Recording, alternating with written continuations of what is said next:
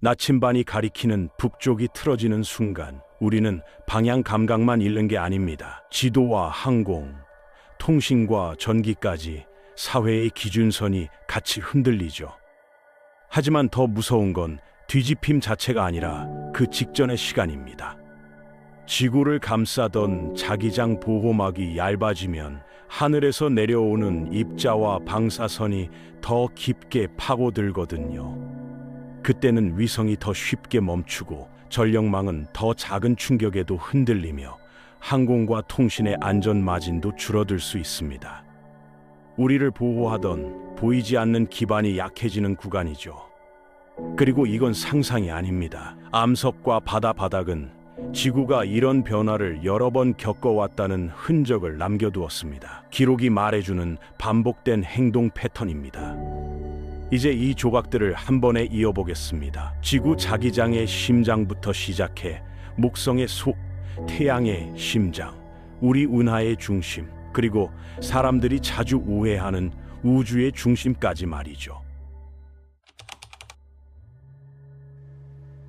먼저 딱 하나만 구분해 두겠습니다. 여기서 북극이 바뀐다는 말은 지도 위의 북극이 아니라 나침반이 따라가는 자기 북극이 바뀐다는 뜻입니다. 그 차이가 핵심이거든요. 지구의 자기장은 원래 당연한 장치가 아닙니다. 이웃 행성들을 보면 더 선명해지죠. 화성은 전 지구를 덮는 강한 자기장이 거의 없고 금성도 내부 자기장이 뚜렷하지 않습니다. 지구는 드물게도 비교적 강한 자기장을 오래 유지해왔고 그 덕분에 태양에서 날아오는 입자 바람의 상당 부분을 옆으로 밀어내는 보호막을 갖게 됐습니다. 이 보호막이 하는 일은 단순합니다. 강한 입자들이 대기 상층을 두드릴 때 그 에너지가 바로 지표로 깊게 들어오는 걸 줄여주는 역할이죠. 생명에 유리한 환경을 만드는 겁니다. 자기장이 없으면 당장 모든 게 끝나느냐고 묻는다면 답은 조건에 따라 다르다입니다. 다만 위험의 문이 훨씬 넓게 열리는 건 분명합니다. 그게 문제죠. 그렇다면 이 자기장은 어디서 나오느냐? 핵심은 지구 중심의 뜨거운 금속 바다에 있습니다. 지구 바깥핵은 액체 상태의 철과 니켈이 흐르는 거대한 층으로 여겨집니다. 온도는 대략 6000도에 가깝다고 추정되고 뜨거운 곳에서 차가운 곳으로 열이 이동하려는 성질 때문에 금속이 오르내리며 거대한 흐름을 만듭니다. 흐름이 생기면 일이 시작됩니다. 왜냐하면 그 금속은 전기를 잘 통하거든요. 움직이는 전하가 자기장을 만든다는 기본 법칙이 여기서 작동합니다. 발전소에서 자석과 코일로 전기를 만드는 원리와 닮았습니다. 뜨거운 금속이 위로 올라갔다가 식으며 내려오고 다시 데워져 올라오는 순환이 커질수록 지구는 거대한 발전기처럼 행동합니다. 이걸 지구 다이너모라고 부릅니다.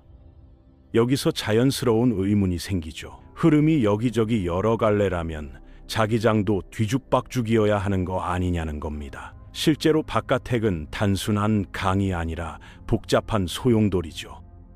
이 혼돈을 한 방향으로 묶어주는 요소가 지구의 회전입니다. 회전하는 행성에서는 유체가 곧게 오르내리기보다 비틀리며 나선형 흐름을 만들기 쉽고 그 비틀림이 방향성을 줍니다. 쉽게 말해 금속이 통 안에서 출렁이는 수준이 아니라 스프링처럼 꼬이며 흐르고 그 스프링들이 겹치며 전체적으로 큰 북쪽과 큰 남쪽 같은 모양이 나타나는 겁니다. 하지만 이 구조는 단단한 돌덩이가 아닙니다. 액체가 계속 흔들리며 유지되는 균형이죠. 그래서 자기장은 늘 잔떨림이 있고 때로는 그 흔들림이 크게 자랄 수도 있습니다. 우리가 체감하는 대표 사례가 자기 북극의 이동입니다. 기록이 시작된 뒤 자기 북극은 캐나다 쪽에서 시베리아 방향으로 크게 움직였고 이동 속도도 빨라졌다고 말하곤 합니다. 물론 이런 이동이 곧장 완전한 뒤집힘이라는 뜻은 아닙니다. 팽이가 비틀거리며 중심을 찾는 과정처럼 큰 흔들림이 있어도 다시 안정될 수 있거든요. 그래서 해석은 신중해야 합니다. 그럼에도 사람들이 긴장하는 이유는 따로 있습니다. 과학자들은 과거에 실제로 뒤집힌 적이 있다는 사실을 꽤 확신하거든요. 그 근거는 의외로 바위 속에 숨어 있습니다. 용암이 땅 위로 올라와 식을 때 안에 섞인 작은 철 입자들이 그 당시 자기장 방향을 따라 정렬합니다. 그리고 그대로 굳어버리죠. 바위가 일종의 기록지처럼 방향을 저장하는 겁니다. 이 층을 시간 순서대로 읽어보면 어떤 시기에는 지금과 같은 방향이 나오고 어떤 시기에는 반대 방향이 반복해서 등장합니다. 그래서 자기장이 뒤집혔다는 결론이 나옵니다. 이런 뒤집힘은 한두 번이 아니었습니다. 지난 8,300만 년 동안 183번 이상 일어났다고 정리되기도 하고, 간격은 시계처럼 일정하지 않다는 점이 더 중요하게 강조됩니다. 평균 간격이라는 숫자는 참고일 뿐입니다. 어떤 구간은 비교적 자주 바뀌다가도 어떤 구간은 수천만 년 동안 조용했던 시기도 있었다고 알려져 있죠. 그러니 몇 년 늦었다는 말은 위험합니다. 다만 언젠가 또 가능하다는 말은 맞습니다. 그리고 중요한 포인트가 하나 더 있어요. 뒤집힘은 번쩍하고 끝나는 사건이 아니라 길게 이어지는 과정이라는 점입니다. 시작은 보통 혼란입니다. 기존의 큰 자기장이 약해지고 여러 개의 임시 극이 여기저기 나타날 수 있으며 전체 구조가 정리되기까지 시간이 걸립니다. 안정화에는 1000년에서 10,000년이 거론됩니다. 그 과정에서 자기장 세기가 현재의 10% 수준까지 낮아질 수 있다는 설명도 등장합니다. 이때가 문제죠. 보호막이 얇아지면 태양에서 온 입자들이 대기 상층을 더 거칠게 두드립니다. 오로라가 더 낮은 위도까지 내려올 수 있다는 이야기는 여기서 나옵니다. 아름다운 빛 뒤에는 전하 입자의 통로가 넓어진다는 뜻이 숨어 있거든요. 볼거리는 늘고 위험도 커질 수 있습니다. 사람에게 가장 현실적인 공포는 즉시 죽음이 아니라 고장입니다. 위성은 방사선에 민감하고 전력망은 큰 태양 폭풍에 취약해질 수 있기 때문이죠. 문명은 생각보다 얇은 선 위에 서 있습니다. 위성이 멈추면 위치 정보, 통신, 기상 관측, 금융 시간 동기 같은 보이지 않는 기반이 동시에 흔들립니다. 우리는 스마트폰보다 위성이 숨쉬는 리듬에 더 의존하는 사회가 됐습니다. 전력망도 비슷합니다. 태양 폭풍이 강할 때 지구 자기장과 상호작용하며 긴 송전선에 유도 전류가 생겨 변압기 같은 장비에 부담을 줍니다. 평소엔 버티던 충격도 임계점을 넘을 수 있죠. 자기장이 약한 시기에는 그 문턱이 낮아질 가능성이 있습니다. 그리고 한번 큰 장애가 나면 복구는 단순히 전등을 켜는 문제가 아닙니다. 물류와 의료와 통신이 같이 묶이니까요. 여기서 한 가지 균형을 잡아야 합니다. 자기장 역전이 있었다고 해서 늘 대멸종이 따라온 건 아닙니다. 많은 뒤집힘이 지나갔는데도 생명은 계속 이어졌다는 점이 자주 강조됩니다. 다만 아무 영향도 없었다라고 말하기에도 조심스러운 구석이 있습니다. 예외처럼 보이는 사건이 거론되거든요. 대표적으로 라샹 사건 같은 급격한 흔들림이 자주 이야기됩니다. 라샹 사건은 완전한 역전이라기보다 큰 흔들림으로 묶이는 경우가 많고 기간도 비교적 짧았다고 말합니다. 짧게는 수백 년 스케일로 자기장이 급격히 약해졌을 가능성이 제시되기도 하죠. 일부 연구는 그 시기에 대기 방사성 탄소가 크게 늘어난 흔적과 환경 스트레스 가능성을 연결해 설명합니다. 다만 전 지구 규모의 멸망으로 단정하기엔 논쟁이 남아 있습니다. 그 선을 지키는 게 중요합니다. 그래서 가장 현실적인 결론은 이것입니다. 세상이 끝난다도 아니고 아무 일 없다도 아닙니다. 자기장이 약해지는 구간은 위험과 비용을 키우는 방향으로 작동할 수 있고 준비가 핵심이라는 겁니다. 그런데 이 이야기를 지구에서만 끝내면 반쪽입니다. 내부의 흐름이 자기장을 만든다는 원리가 행성마다 얼마나 다르게 작동하는지 목성을 보면 더 선명하게 보이거든요. 목성은 태양계에서 가장 강한 자기장을 가진 행성으로 알려져 있습니다. 지구와 같은 방식의 철 바다가 아니라 더 낯선 재료가 깊은 내부에서 전기를 통하며 흐른다고 보죠. 그 재료가 바로 금속처럼 변한 수소입니다. 우리가 아는 기체 수소가 아니라 엄청난 압력과 열 속에서 전자가 자유롭게 움직일 수 있는 상태로 바뀐 수소가 거대한 전도성 층을 이룬다고 설명합니다. 그리고 목성은 회전이 매우 빠릅니다. 빠른 회전과 전도성 유체가 결합하면 다이너모가 강해지기 쉬워요. 그래서 목성은 행성 주위에 거대한 자기 거품, 즉 자기권을 펼칩니다.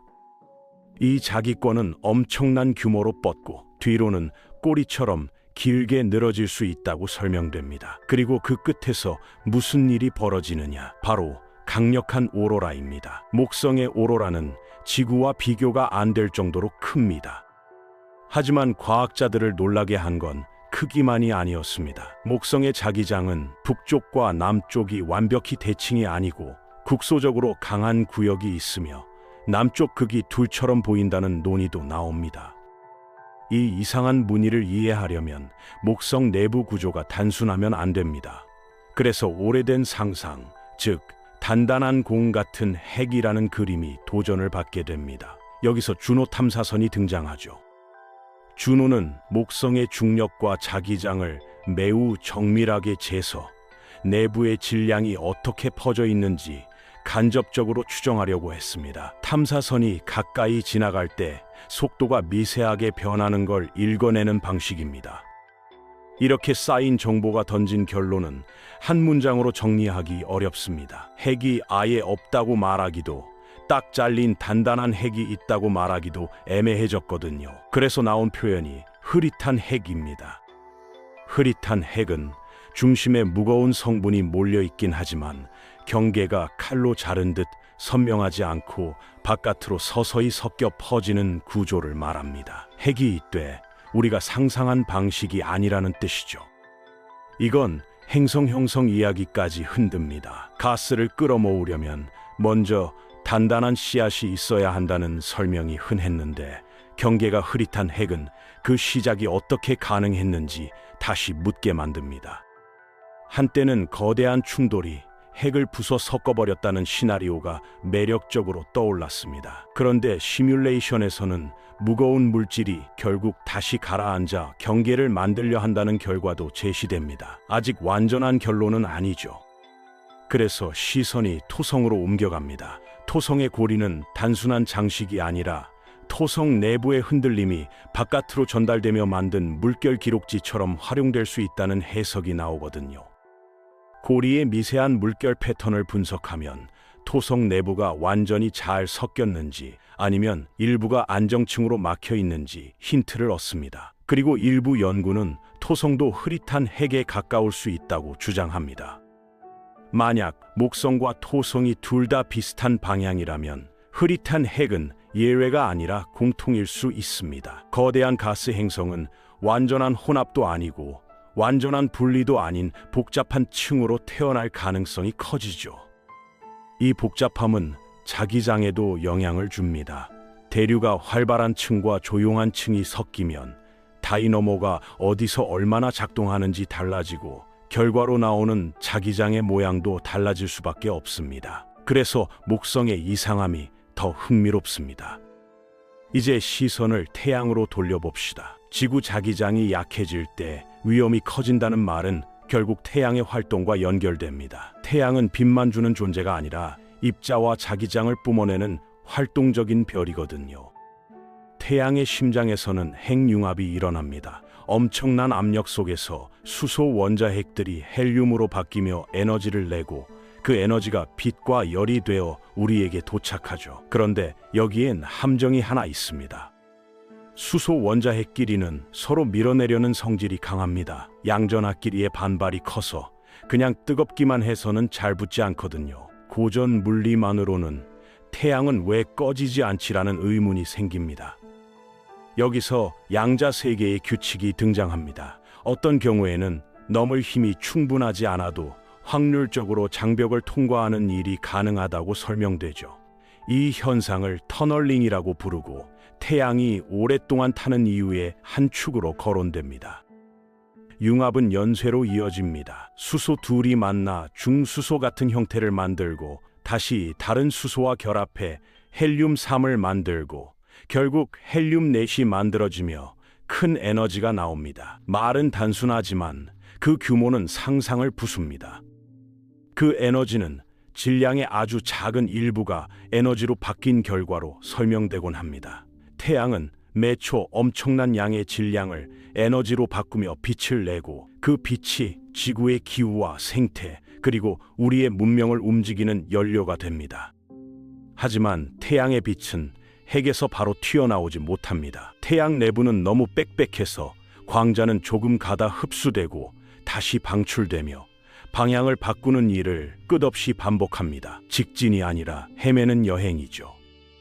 그래서 태양 표면에 도착하기까지 수천 년에서 수십만 년이 걸릴 수 있다고 말합니다. 우리가 보는 햇빛은 어쩌면 오래전 핵에서 태어난 빛일지도 모릅니다. 이 생각 하나로 태양이 갑자기 시간의 강처럼 느껴지죠. 핵 바깥에는 복사층이 있고 더 바깥에는 대류층이 있습니다. 어느 지점부터는 빛의 전달보다 뜨거운 플라스마 덩어리의 이동이 더 효율적이라서 끓는 냄비처럼 뒤집히기 시작합니다. 그 대류는 표면에 과립 무늬를 만들고 큰 스케일에서는 자기장과 엮이며 흑점과 폭발의 무대를 마련합니다. 태양 폭풍은 여기서 태어나고 그 폭풍이 지구 자기장과 만날 때 우리가 두려워하는 인프라 위험이 커질 수 있습니다. 태양은 영원히 지금처럼 안정적이지도 않습니다. 수소가 헬륨으로 바뀌면서 핵의 조성이 변하고 그 변화는 태양의 밝기를 천천히 바꿉니다. 멀리 보면 태양도 진행 중인 이야기이지 고정된 등불이 아닙니다. 아주 먼 미래에는 중심 수소가 부족해지고 핵이 수축하며 바깥은 부풀어 적색 거성이 됩니다. 그 과정에서 안쪽 행성들이 위험해질 수 있다는 시나리오가 유명하죠. 지금은 상상 같아도 별에게는 흔한 성장통입니다. 이제 우리는 심장이라는 단어를 3번이나 썼습니다. 지구의 심장, 목성의 속, 태양의 심장 말이죠. 그 다음은 어디일까요? 이번엔 우리 은하의 중심으로 가보겠습니다. 우리 눈으로 보는 은하 중심은 먼지와 가스에 가려져 가시광으로는 빈 곳처럼 보이기 쉽습니다. 그래서 적외선이 중요합니다. 적외선은 먼지를 비교적 잘 통과해 숨어있던 별들을 드러내거든요. 같은 하늘을 보더라도 가시광 사진에서는 어둡게 막힌 곳이 적외선에서는 별이 빽빽하게 나타납니다. 마치 커튼 뒤의 방이 갑자기 열리는 느낌이죠. 이 차이가 은하 중심 연구의 문을 넓혔습니다. 여기서 중요한 것이 긴 기간의 관측입니다. 비슷한 방향을 오랫동안 반복해서 찍으면 단순한 사진이 아니라 거대한 목록과 지도 같은 데이터가 쌓입니다. 별의 위치와 색, 밝기 변화를 함께 잡아낼 수 있으니까요. 특히 밝기가 주기적으로 변하는 별들이 중요합니다. 세페이드 변광성처럼 주기와 밝기 사이 관계가 알려진 별은 우주자로 쓰일 수 있습니다. 주기를 재고 실제 밝기와 비교해 거리를 추정하는 방식이죠. 이 기준점이 쌓이면 은하 중심이 단지 늙은 별의 집합이 아니라는 사실이 드러납니다. 어떤 영역에서는 비교적 젊은 별이 존재하고 별 탄생이 이어질 수 있다는 해석이 힘을 얻습니다. 은하 중심이 생각보다 살아있다는 뜻이죠. 적외선 지도는 또 다른 발견도 돕습니다. 먼지 뒤에 숨어있던 별무리와 성단이 드러나고 때로는 아주 오래된 구상성단 후보도 나타납니다. 보이지 않던 세계가 훨씬 빽빽했다는 감각이 여기서 생깁니다. 구상성단은 매우 오래된 별들의 집단으로 알려져 있고 은하가 자라난 방식에 대한 힌트를 줍니다. 만약 중심 근처에서 그런 흔적이 보인다면 은하 중심이 합체로 커졌는지 가스 유입으로 천천히 컸는지 논쟁이 달아오릅니다. 어떤 관점은 작은 은하들이 합쳐지며 중심이 성장했다고 보고 다른 관점은 가스가 안쪽으로 모여 별을 만들며 점진적으로 성장했다고 봅니다. 둘 중 하나만 고르기 어렵고 그래서 은하 중심은 더 매력적인 연구 대상이 됩니다. 이제 마지막 질문으로 가봅시다. 사람들이 가장 자주 오해하는 질문이죠. 우주의 중심은 어디냐는 질문입니다. 직감은 밤하늘 어딘가를 가리키고 싶어 하지만 우주는 그 직감을 자주 배신합니다. 우주는 폭죽처럼 한 점에서 터져 바깥으로 퍼진다고만 이해하기 어렵습니다. 더 정확한 설명은 공간 자체가 팽창해 왔다에 가깝죠. 그래서 중심을 지도에 찍듯 정하기가 애매해집니다. 어디에 서 있어도 멀어지는 것처럼 보이니까요. 여기서 허블 상수 같은 개념이 등장합니다. 멀리 있는 은하일수록 더 빠르게 멀어지는 경향이 있다는 관계죠. 다만 그 정확한 값은 측정법에 따라 조금씩 달라져 아직도 활발한 토론의 주제입니다. 그 결과로 관측 가능한 우주라는 개념이 생깁니다. 너무 멀리 있는 곳은 팽창 때문에 빛이 우리에게 도달하지 못하는 영역이 생기고 그 너머는 관측으로 닿기 어려워집니다. 그래서 우리는 우주의 전부를 보지 못합니다. 그럼 빅뱅은 어디서 일어났느냐? 답은 어디서나에 가깝습니다. 빅뱅은 공간 안에서의 폭발이 아니라 공간 자체가 뜨겁고 조밀했던 상태에서 팽창해온 역사로 이해되기 때문이죠. 이 관점을 직관적으로 보여주는 것이 우주 마이크로파 배경 복사입니다. 어느 방향을 보든 거의 비슷한 오래된 빛의 흔적을 볼 수 있고 그게 초기 우주의 잔향으로 해석됩니다. 하늘 전체에 남은 가장 오래된 배경 음악 같은 겁니다. 그 빛은 아주 오래전 우주가 식어 원자가 만들어지고 빛이 자유롭게 이동할 수 있게 된 시기의 기록으로 설명됩니다. 우리는 하늘을 볼 때마다 사실상 시간을 거꾸로 보는 셈이고 그게 우주를 더 이상하게 만듭니다. 이제 처음으로 돌아가겠습니다. 지구 자기장이 약해질 수 있다는 이야기는 지구만의 괴담이 아닙니다. 행성 내부의 흐름, 태양의 활동, 그리고 우리가 의존하는 기술 문명이 한 줄로 연결되는 현실적인 문제입니다. 자기장이 약해지는 시기에 위험이 늘 수 있지만 동시에 변화는 보통 길게 진행된다고 여겨집니다. 그래서 공포보다 중요한 건 준비의 방식입니다. 취약점을 어디에 두고 사는지 그걸 아는 것부터 시작이거든요.